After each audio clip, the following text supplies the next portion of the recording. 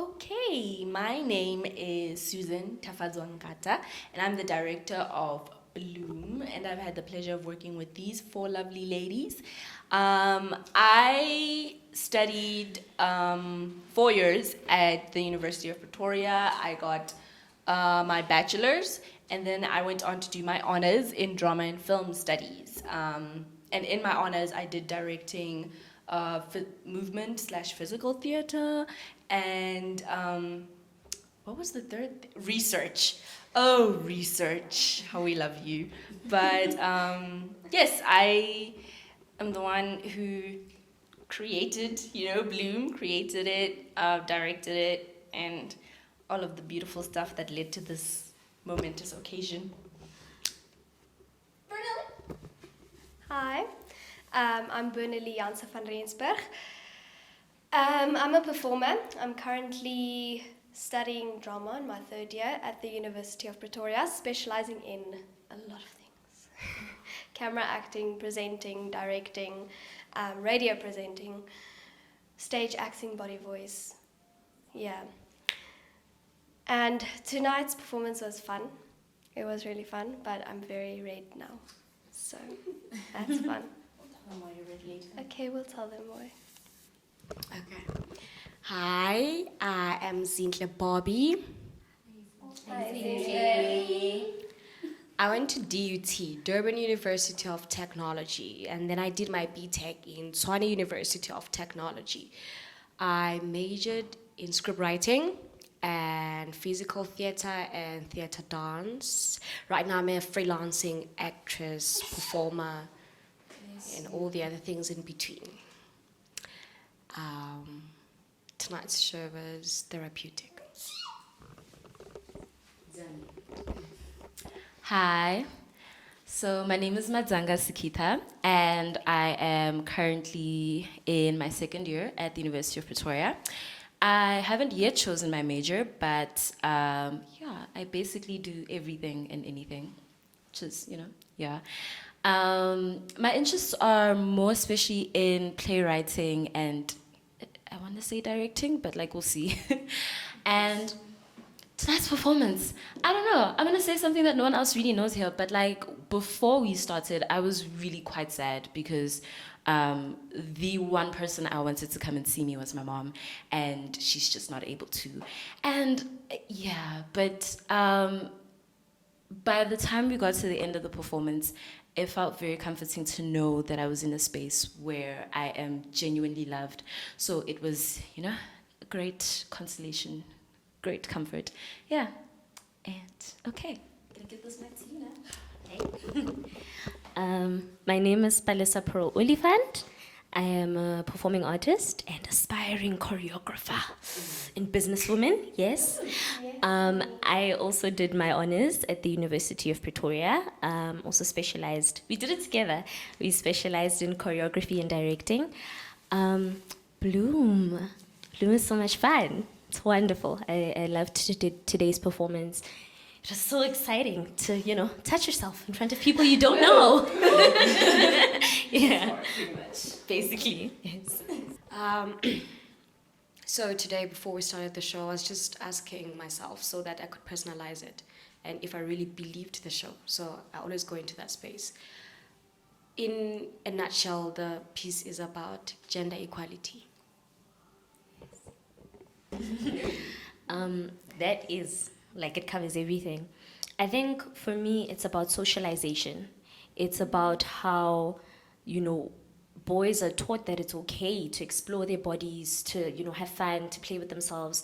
But from a very young age, women are shamed. You feel so much shame with masturbation, which is a very natural thing. But if somebody says a 14-year-old boy is masturbating, nobody will bat an eye. But if someone says a 14-year-old girl is masturbating, suddenly it's oof, So this piece is just about saying that girls also, it's natural and it's beautiful and it shouldn't be something that we're ashamed of. I'm going to keep it simple and actually say our actual phrase line of this thing. So basically, Bloom is a show for women, about women, made by women. And that's practically sums it all up. Basically, it has been performed before, but it is a completely different show now because Burnley here was in the first Bloom, and it was only 10 minutes. And it was just, it was more dancey and it was more movement, which brings me to the genre. It has morphed into something completely different. Like, the initial Bloom was a dance piece, a movement piece. And what we have today is a physical theater piece. Very minimal movement, very minimal anything really. Like, it's mostly about the images and the moments as well. That's why everything in the piece, all the moments in the piece are very dragged out and very intense. So physical theater is different from a normal play because from my experience, from what I've seen, most physical theater has very little script and very little words, and it depends more on the body, and the body's moving in space. It relies on the bodies to create those images and create that narrative and to embody the story itself. So that's what I found different. When we were still studying in honors, even, it was still finding the actual concrete definition of physical theater was a very difficult thing. So it's interpreted differently, but by everybody who describes it. But what sets it apart is the physicality of the bodies on stage, is what I feel. It's more dependent on the performers themselves to tell that story. And it also leaves a lot of room for the audience to interpret it for themselves, to create their own narrative. So I also majored in physical theater, and I struggled with the same thing, right? But my lecturer said once that physical theater is expressive text. So I found that to be what physical theater is: expressive text in a nutshell. As opposed to dialogue, to content in the lines and everything that depends on the words, like she said before. Well, first I'm going to speak about the rehearsal process. When we first started, we thought it's going to be a movement piece again. So first we had a lot of choreography and it was fun. And then our director decided, wait, this is not telling the story that I really want to tell. So it got serious, more definite, and at first it was uncomfortable putting your private into public. But as the process went along, we became so much more comfortable within the space, with each other. So when I was on stage, I didn't actually pay attention to the audience because it was about how I'm feeling and what I'm trying to convey, so that they understand what is the problem and what should be done. Yeah. Anyone else want to comment on that? I'll comment from the director's perspective. Sure. That main scene, the first masturbation scene, even for me to sort of have to direct something like that at first was quite uncomfortable. Like, the first couple of times they performed it, it was like, woo, okay, I'm seeing 4 people just masturbate and go to town on themselves. This is awkward. So it made me uncomfortable. And that made me know the audience is definitely going to be uncomfortable. And at first I was worried about that. But then as we went along, they started to get more comfortable with it, and I got more comfortable with it because I knew why. I knew we weren't just sitting there and like, you know what, masturbate. There was a bigger picture, there's a bigger narrative, and there's a reason why we're doing what we're doing. And the way the whole piece just shifted was honestly just for the better, because it gave it a lot more depth and gave it more meaning. So before, it didn't have a definite narrative. It only started coming together in the past in the past 2 weeks. But each of the girls has a character that goes through their own personal journey. So the women on stage journey from adolescence, from still being shy and embarrassed about the topic of masturbation and the fact that they do it, and they journey through the adolescence. They move into starting to explore and become comfortable with their own sexuality. But there's a barrier that they encounter, which comes from the name calling and the slut shaming that happens. So you can tell that these women are constantly trying to accept their sexuality and just be comfortable in the fact that their bodies feel certain things, but the world on the outside is constantly trying to like stop them and tell them, no, this isn't right, you're not pure, it makes you dirty. And then at the very climax of the name calling, what I told the ladies to do is make their own decision. So every night they make a decision, depending on what journey they've just gone through, to make a decision of, are you going to go back to the routine where you are embodying shame, or are you going to go back to the masturbation, or are you going to go back to working with your item that made you feel sexy and embodying that sexuality to the maximum? Because that's where we are. We're not at a place where it's like, okay, there's a full stop on this, accept your sexuality, that's it. There are women who are fine with it, who accept their sexuality and express it how they want, not caring what anybody else thinks. But there are still women who are still going through, they're still in that journey, and they're still being blocked from going on their journey. They're still being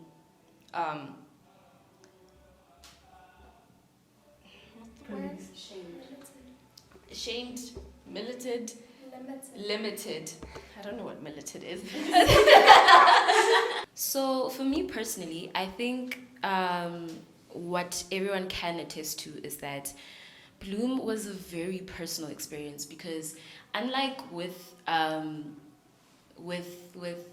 acting in realism, you know, you'll get a script and they'll tell you that this is your character and you need to embody it, and you then just need to find ways to learn your character, relate to them, and then somehow find a way to give that performance. But with Bloom, the topic of masturbation affected all of us, and it forced all of us to confront how we express ourselves and how we feel about the topic. So how does it feel to be a part of something this big? It's overwhelming, but I think in a very good way, especially considering that we're all so very young. And especially on my end, I'm the youngest. I'm still a teenager, you know? So when I sit and think about this, it's an inside joke. But yeah, when I sit and I think about this, like, I am literally still in my second year, and I found myself in, you know, the biggest theater in South Africa, and it's not just with any kind of show, but this type of work. It makes me feel like I am fulfilling a greater purpose, and that my artistry is not in vain, and that, wow. Like I said, I think the fact that we're all so young just speaks such volumes, because, wow, okay. Being a part of this work, for me personally, is very liberating. It is terrifying. It was terrifying, beginning, but I think it affected me quite personally, because it forced me to really think deeply about some of the ideas that I held about my body, about sex, and it's mentioned quite a bit that we really are taught to think more about boys pleasure. We're not taught about girls' pleasure. So it was liberating for me to really start exploring, not just through the work, but also personally, that no, this is my body. I'm supposed to enjoy it for myself. Yeah. Okay, I'll be short.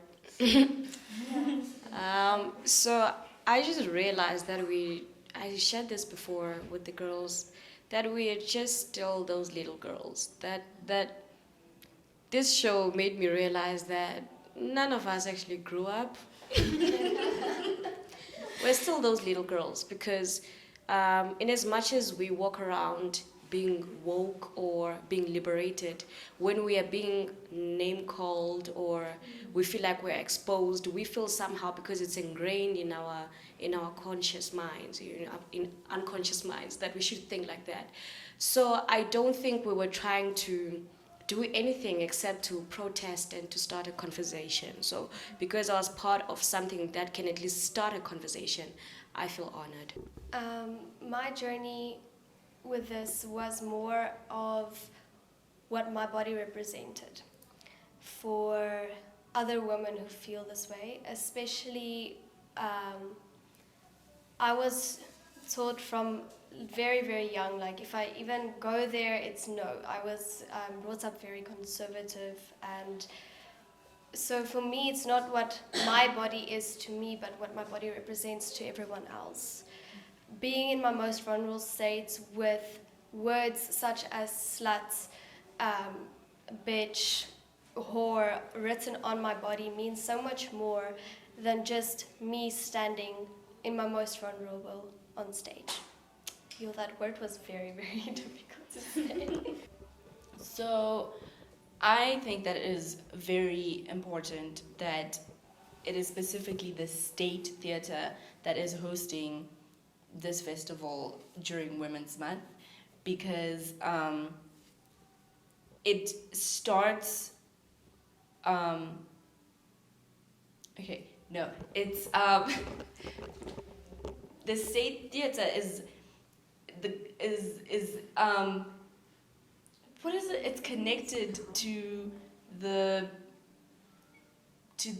highest level in the country. It is a state thing, a government thing, government funded, and when it's something of that caliber, the work that is featured in that, people have no choice but to pay attention. People have no choice but to see what is happening and to listen to what people are trying to say. But I will say that I have been watching a couple of the shows in the festival, in the Vavasati Festival, and I felt very discouraged when I saw how little audience some of the shows have. So it still feels like I could feel that there's still a very long way to go. Like there's still a lot that needs to be done. But this is the stepping stone. This is the structure. This is the base, and we can only go up from here. And I think it is very important and just very commendable that the State Theatre is giving giving women specifically this platform to showcase their works and to call out and to just like scream, listen to us. Okay, this is what we're trying to say. So I think that's something very, it's big. I'm just very nostalgic that there's a platform for women to raise their voices, even though there's still a long way to go for people to come and listen, but there is a platform now, and I think that's a really big step towards transformation. Yes. I think we should be intentional. I think we've been, someone said that we're not taken too seriously. Even during Women's Month, it's that, oh, cute. They go ranting about their boobies and everything. Honestly. So I think it's our responsibility to be stern, to understand that there's nothing wrong with us, to also try to reverse the psychology that we are lesser. So that when we market, when we show up for these shows, when August hits and we overwhelm the world with the fact that there is nothing wrong with being a woman, I think we should be very intentional about that. So I'm honored because I was feeling somehow, because it's literally everywhere. Even with men, some of the men that support this, it's a matter of, you guys. See what you have to You say. guys. So we matter. And if South Africa gave us August to overwhelm everybody, let's do it, and let's do it with confidence, you know. So that's how I feel. So I'm really, really grateful that I'm part of it. I also echo her sentiments in believing that we do have to be intentional about giving women a voice. And I also do think, more especially, that it is crucial that women are given the platform that they are, because there are certain narratives, or so thingy with the plays that we've seen so far. Those are stories that can only be told by women. And even as I think about bloom within Vavasati, I don't think it would have worked had the director been a man. I do think it's very, very, very necessary that not only do we give women the platform, but that we give women directors a chance to put their work out there, and for, like Susan stated before, for it to be initiated and supported by a theatre that is run by the government, because then, you know, that's the highest level of support, and also it gets the word out faster, and yeah. I think also, you know, when you watch film, when you watch plays, so many times you're following the adventures of a boy. So many times you're following the stories of men. Men run westerns, men run action, men run literally, though it's like the whole world revolves around men, right? And so many times when you do see women on a screen or on a stage, it's in support of, it's behind someone, it's the strength of someone. I mean, even huge figures have been taken down to their husbands, like huge female political figures. We ignore them and we think about their husbands. And I think that it's very important that we are telling the stories, and these are normal girls, these are like anybody, and I think it's very important that we start normalizing that, normalizing seeing women as full creatures, and yeah, I think that that's Vavasati. And a beautiful thing is that we've seen a lot of young directors, very young directors, and also so many different kinds of stories, so there is so much more to explore, I think, and this is a beautiful platform for that.